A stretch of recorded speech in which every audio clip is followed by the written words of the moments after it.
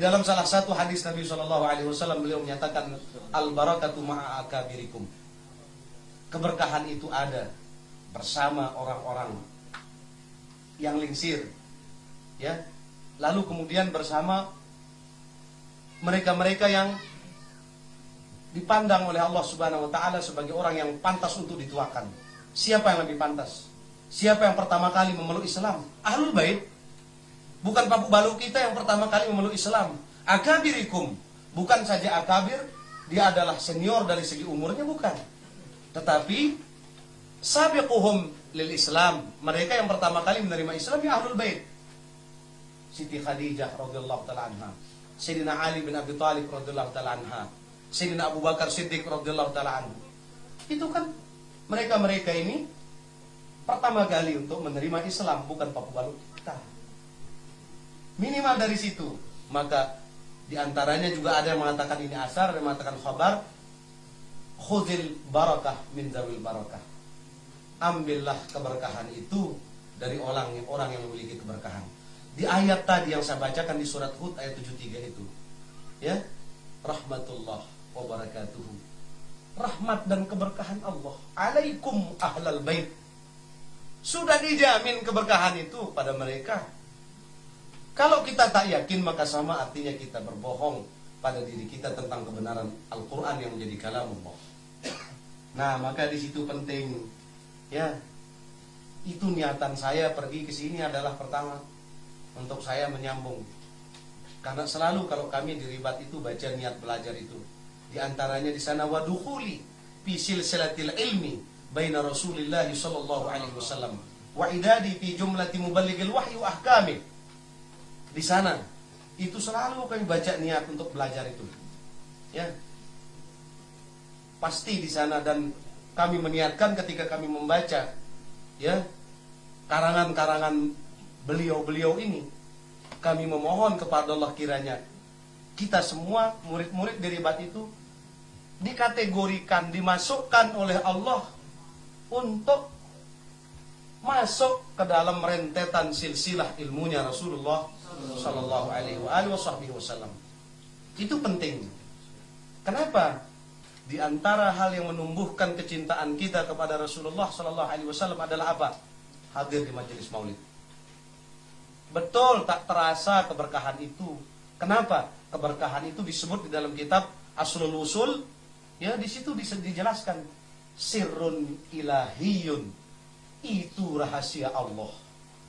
Apa rupanya alwanul barakah ada di kitab itu? Gimana sih warnanya keberkahan itu? Ini mereka-mereka ini warna keberkahan. Wa ja'alni mubarakan aina ma kuntu. Nabi Allah Isa alaihissalam mengatakan aku dijadikan berkah oleh Allah dimanapun aku berada.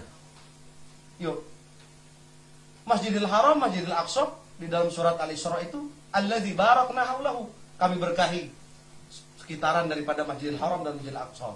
Air hujan, wa anzalna minas sama'i ma'an mubarakah, kami jadikan air hujan itu berkah. Berkah hujan itu. Kalau tidak berkah tidak mungkin tumbuh. Bisa jadi julat itu tumbuh-tumbuhan yang hijau. Itu warna berkah. Guru-guru kita warna berkah. Rezeki yang membuat kita kuat dan sanggup untuk tahan beribadah, itu juga berkah. Itu rupa berkah. Anak-anak yang rajin belajar agama, istri yang taat, yang berkhidmat kepada rumah tangganya, itu juga berkah. Itu rupa berkah. Hai berkah. Yo, kalau enggak diberkahi pertemuan kita ini, mana bisa kita jumpa? Ini rupa berkah, ini tempat ini juga rupa berkah. Sirrun ilahiyun. Hanya saja memang kita tak paham. Sehingga apa kata Al-Maqpulah Bapak Maulana Syekh, banyak orang pandai membaca, tapi tak pandai mengkaji yang nyata. Kitab yang gundul dibacanya nyata, kitab berbaris hatinya buta. Ini rupa keberkahan ini, jangan buta. La ta'mal absar walakin ta'mal qulub. Bukan mata yang buta nih, tapi ate yang pekek. Ate yang buta ini. Nah, kita jangan sampai kebutaan kita itu kemudian melahirkan kebencian-kebencian. Dan ingat, guru yang baik pasti juga mengajarkan hal-hal yang baik kepada muridnya. Maka kita sangat heran kalau ada murid-murid yang begitu benci terhadap majelis-majelis maulid, benci terhadap ulama, benci terhadap para habaib. Itu bisa jadi gurunya itu Seto Gendeng sehingga muridnya Wiro Sableng. Ya, itu saya mengingatkan kepada diri saya, kepada kita semua, jaga mereka. Mereka itulah orang-orang yang berharga di dalam agama kita. Kalau bukan ulama, siapa yang mengajarkan kita agama? Kalau dengan mereka, siapa yang kalau bukan karena mereka, siapa yang memperkenalkan kita dengan Rasulullah Sallallahu Alaihi Wasallam? Siapa yang mencontohkan kita ibadahnya Rasulullah Sallallahu Alaihi Wasallam? Siapa yang akan kasih tahu kita keberkahan-keberkahan yang dititip oleh Allah di sekitar kita yang kita tak sadari? Maka oleh sebab itu peliharalah. Kita pelihara air pengembulan. Kita pelihara mata air keberkahan. Kita pelihara pipa keberkahan itu. Ini penting untuk saling mengingatkan. Apabila situasi ini ada, tidak mustahil. Tidak mustahil. Saya melihat juga gerak-gerik sepak terjang yang mengarah ke arah itu.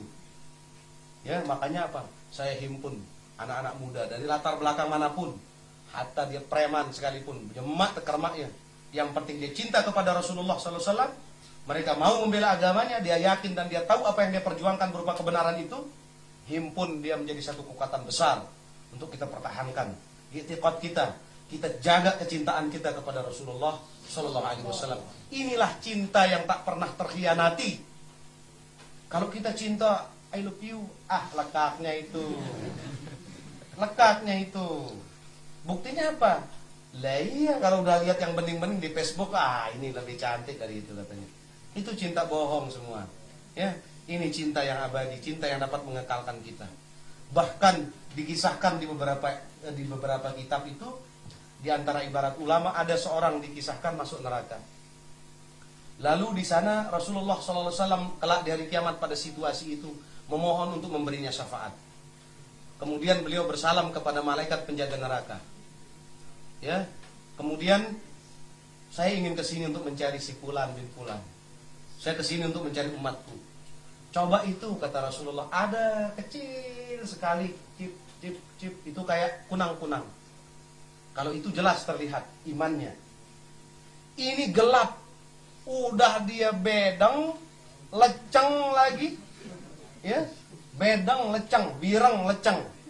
Apa bahasa anta mun bahasa melejena bedeng.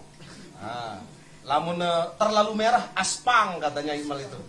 Ya, kalau dia hitam legam itu, gosong. Lalu Nabi meminta, wahai malaikat, coba engkau belah dadanya. Dibelah dadanya. Ada enggak iman di dalam dadanya? Ya Rasulullah, tak ada. Coba buka, burak lagi dalaman sedikit, kata diburak lagi. Belum ada ya Rasulullah. Rasulullah kok begitu yakin sekali. Burak lagi dalaman wahai malaikat. Lalu dilihat di situ kecil sekali. Sekecut. Secolet. Sekecot. Ada di situ kayak kayak lampu LED yang sudah mau habis baterainya itu. Cahaya apa itu? Itu yang aku cari wahai malaikat. Itulah dia cintanya kepadaku. Maka dengan sebab itu beliau memintakan syafaat dan beliau syafaat orang itu. Terburak terkali dengar apa-apa maka hanya cinta kepada Rasulullah Sallallahu Alaihi Wasallam. Ia sebab ampun tekican syafaat. Mudah-mudahanlah kita waj'alna min ahli syafaati Rasulullah Sallallahu Alaihi Wasallam. Amin ya rabbal alamin. Tidak banyak saya sampaikan, cukup itu saja. Ya, yuk mau berkah dulu. Kalau dia mau saya senggit dia kesekat aja dia tidur di tempat saya. Kenapa? Karena di situ bila perlu gitu kan, maka di situ dijelaskan sampai terakhir ini aina tuhibbu an tusalli fi baitik. Ini daripada Itban bin Malik As-Salimi, ya, dia menceritakan di mana tempat yang kau senang sekali sholat beribadah di sana katanya. Fa asyartu ilal mawdi'il ladzi usalli fihi fa shalla fihi rak'atain.